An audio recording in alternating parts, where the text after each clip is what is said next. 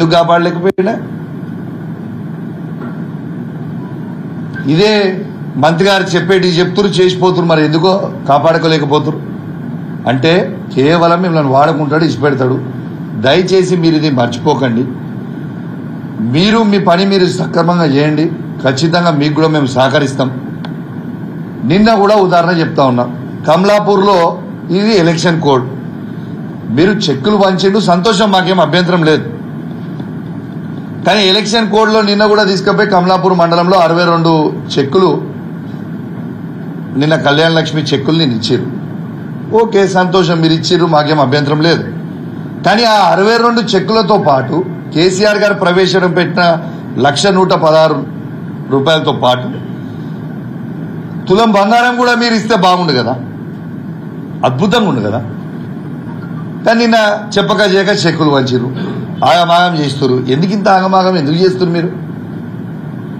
ఇట్లా దయచేసి చేయకండి. మీరు పరిశాన్లో పడకుర్రి, మీరు ఆగమాగం కావద్దని దయచేసి మీకు కూడా విజ్ఞప్తి చేస్తా ఉన్నాం. ఇవాళ పోలీస్ వాళ్ళకు కూడా చెప్తా ఉన్నాం, పోలీస్ వాళ్ళ పక్షాన కూడా ఇవాళ మేము మాట్లాడుతూ ఉన్నాం. ఇవాళ పిఆర్సీలు ఎన్ని కూడా పోలీస్ వాళ్ళ అందరికీ కూడా ఇవాళ మేము ఇప్పిస్తాం, మేము గవర్నమెంట్ రాగానే ఫస్ట్ రిలీజ్ చేస్తాం మీకు అని పోలీసు వాళ్ళకు కూడా చెప్పారు. ఇవాళ వాళ్ళకి ఇచ్చే అలవెన్సులు కానీ వాళ్ళకి వచ్చే బ్యాలెన్స్ అమౌంట్లు ఒక్కొక్కళ్ళకి కానిస్టేబుల్ దగ్గర నుంచి, ఎస్ఐ దగ్గర నుంచి, సిఐ గారి దగ్గర నుంచి, ఏసీపీ గారు, సిపి గారు, డీసీపీ గారు, పైనకి ఇంకా అధికారులందరికీ కూడా ఇవాళ ఎంతో రావాలి పిఆర్సీ. ఎందుకు ఇస్తలేమా?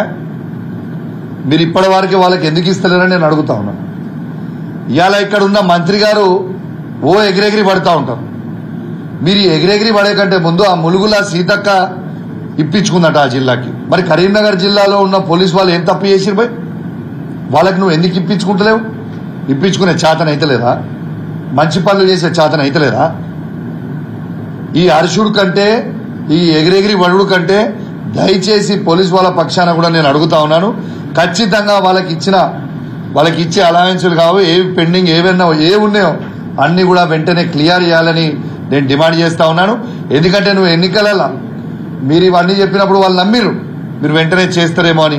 కాబట్టి దయచేసి వాళ్ళకు కూడా మీ అందరు కూడా వెంటనే వాళ్ళే ఏమున్నా కూడా మీరు రిలీజ్ చేయాలని కూడా ఇలా పోలీసు వాళ్ళ పక్షాన కూడా నేను డిమాండ్ చేస్తా ఉన్నానని చెప్పి సందర్భంగా తెలియజేస్తూ సెలవు తీసుకుంటా ఉన్నాను. జై తెలంగాణ, జై కేసీఆర్.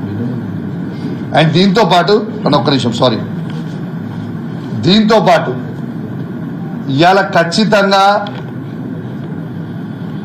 ఈ 17 పార్లమెంట్ సీట్లలో కరీంనగర్ పార్లమెంట్ సీటు ఫస్ట్ జెండా బీఆర్ఎస్ పార్టీ జెండా ఈ కరీంనగర్ గడ్డ మీదనే ఎగిరబోతా ఉందని చెప్పి కూడా ఈ సందర్భంగా తెలియజేస్తా ఉన్నాను. ఇవాళ మీరు ఎవరు ఊహించుకోని విధంగా ఇలా కరీంనగర్ పార్లమెంటు 1,00,000 మెజారిటీతో మేము గెలవబోతా ఉన్నాం. ఇది గ్యారంటీగా మీకు చెప్తా ఉన్నాను. ఇలా ఎక్కడ పోయినా కూడా ఇలా అద్భుతమైన రెస్పాన్స్ వస్తూ ఉంది. ఇలా రైతులైతే తలబట్టుకుంటా ఉన్నారు. అయ్యో ఎందుకు మేము కేసీఆర్ గారిని బొడగొట్టుకున్నాం, ఎందుకు కేసీఆర్ గారిని ఇలా దించడం, లబోదిబో మొత్తుకుంటా ఉన్నారు. ఇలా ఒక్కటే చెప్తా ఉన్నాను, ఇవన్నీ వద్దు, బై పంచాయతీలు గిరిగిరిగా వద్దు. కేసీఆర్ గారు ఉన్న 10 సంవత్సరాలలో ఏ ఒక్క రోజన్నా ఒక్క ఎకరం అన్నా ఎండిందా? ఏ ఒక్క ఎకరం కన్నా ఫ్రీ 24 గంటల కరెంట్ రాకుండా ఉన్నదా? ఏ ఒక్క రైతుకి రైతు బంధు రాకుండా ఉన్నదా? కేసీఆర్ గారు దిగిపోగానే నీళ్లు బంద్ అవుతాయి, కరెంటు బంద్ అవుతుంది, రైతు బంధు బంద్ అవుతుంది. ఇది కరెక్టా? అంటే మీకు ఆట రాక గజ్జలు బాగలేవు అని అంటున్నది మీ కథ. ఇవాళ కేసీఆర్ గారి కోసం ఖచ్చితంగా రైతులందరూ కూడా ఎక్కడ పోయినా కూడా అద్భుతంగా స్పందన ఇస్తా ఉన్నారు.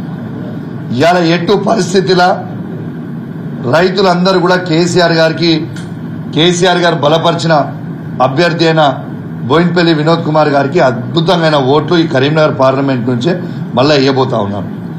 రైతులతో పాటు కూడా యువత కూడా ఖచ్చితంగా ఈసారి భారతదేశంలో ఎక్కడ లేని విధంగా ఇలా 2,02,000 ఉద్యోగాలు కేసీఆర్ గారు ఇచ్చింది నిజమని అలా యావత్ యువత కూడా ఇవాళ అర్థమైపోయింది. ఇవాళ ఆఖరికి కేసీఆర్ గారు ఇచ్చిన 30,000 ఉద్యోగాలు ఏవైతే మొత్తం రెడీ చేసి ఉండి అవి ఇవ్వాల్సినవి కూడా ఆ 30,000 ఉద్యోగాలు కూడా కేసీఆర్ గారు ఇచ్చినాయి. వాళ్ళు పత్రాలు ఇచ్చి మేము ఇచ్చినాం. ఎంత సిగ్గులేదంటే ఎవరికో పిల్లలు పుడితే నాకు పుట్టిర్రు అని ముద్ద అన్నట్టున్నది వాళ్ళ కథ. ఇలా మీరు నోటిఫికేషన్ ఎప్పుడు ఇచ్చిర్రు, మీరు షెడ్యూల్ ఎప్పుడు రిలీజ్ చేసిర్రు, పరీక్షలు ఎప్పుడు పెట్టిర్రు, మీరు ఎగ్జామ్లు ఎప్పుడు రాపిచ్చిర్రు, రిజల్ట్లు ఎప్పుడు ఇచ్చిర్రు? కేసీఆర్ గారు మీరు అవునన్నా కాదన్నా కేసీఆర్ గారు 2,02,000 ఉద్యోగాలు కేసీఆర్ గారు ఇచ్చింది నిజం నిజం నిజం. ఇది నేను ఛాలెంజ్ చేస్తా ఉన్నా, ఈ భారతదేశంలోనే ఏ ఒక్క రాష్ట్రంలో కేసీఆర్ గారి కంటే ఎక్కువ గవర్నమెంట్ ఉద్యోగాలు ఇచ్చినాయి మీరు చూపిస్తే నా ఎమ్మెల్యే పదవికి నేను రాజీనామా చేస్తా. ఇది వాస్తవం నేను చెప్పింది. మీరు దయచేసి ఖచ్చితంగా యువత అంతా కూడా ఖచ్చితంగా కేసీఆర్ గారి వైపు చూస్తా ఉన్నారు.